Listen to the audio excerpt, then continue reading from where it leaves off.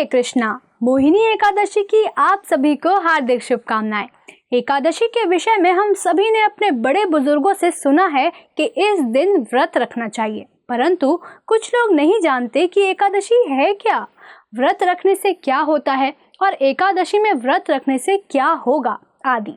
एकादशी व्रत या एकादशी उपवास के बहुत से अर्थ हैं, उनमें से 2 अर्थ मैं यहाँ पर कहूँगी। पहला, बाह्य रूप से एकादशी उपवास का अर्थ है एकादशी अर्थात कृष्ण पक्ष या शुक्ल पक्ष में 11 दिवस तथा उपवास अर्थात व्रत। तो बाह्य रूप से एकादशी उपवास का अर्थ है कृष्ण व शुक्ल पक्ष में 11वें दिन अन्न व फलियों का त्याग करते हुए व्रत रखना, तथा गुह्य रूप में आंतरिक रूप से एकादशी उपवास का अर्थ इस प्रकार है। एकादशी अर्थात 11 व उपवास का अर्थ है उप अर्थात निकट, वास अर्थात रहना।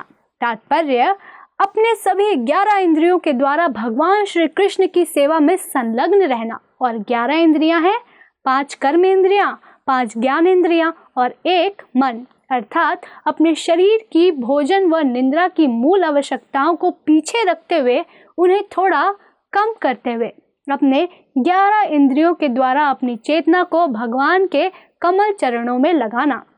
ये है एकादशी उपवास।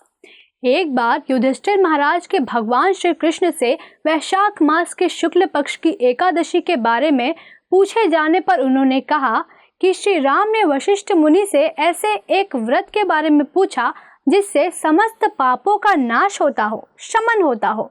तब वशिष्ठ मुनि ने कहा कि यद्यपि आपका नाम स्मरण करने से मनुष्य पवित्र और शुद्ध हो जाता है, तो भी लोकहित में यह प्रश्न अच्छा है।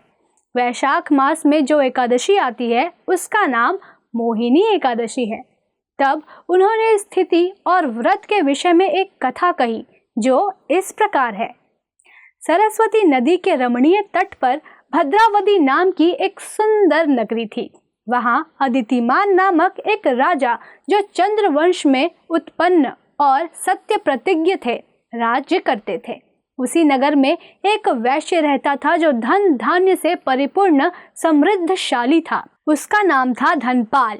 वो सदा पुण्य कर्म में ही लगा रहता था। दूसरे के लिए प्याऊ, कुआं, मठ, बगीचा, पोखरा और घर बनवाया करता।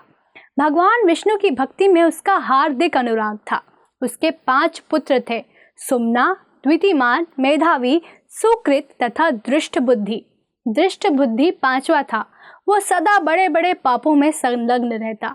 जुए आदि व्यसनों में उसकी बड़ी आसक्ति थी। वो वैश्याओं से मिलने के लिए ललायित रहता और अन्याय के मार्ग पर चलकर पिता का धन बर्बाद किया करता। एक दिन उसके पिता ने तंग आकर उसे घर से निकाल दिया और वो दर दर भटकने लगा। इसी प्रकार भटकते हुए भूख प्यास से व्याकुल आकुल होकर वो महर्षि कौंडल्य के आश्रम में जा पहुंचा।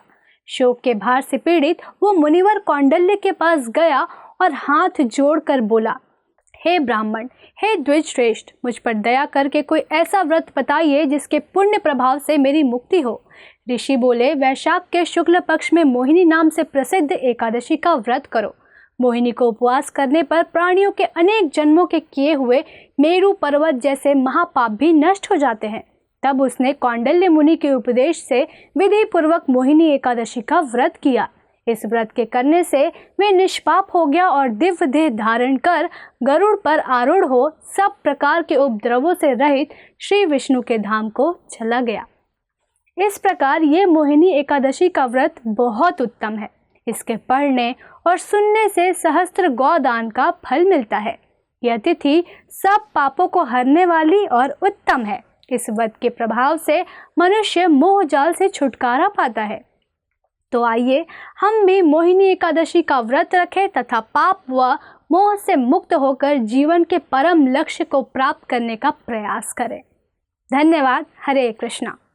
ऐसे ही और भक्तिमय कार्यक्रमों के लिए देखिए हरे कृष्णा टेलीविजन और इसे प्राप्त करने के लिए आप अपने केबल अथवा DTH ऑपरेटर से संपर्क करें तथा और अधिक जानकारी के लिए आज ही डायल करें 7666 839 839।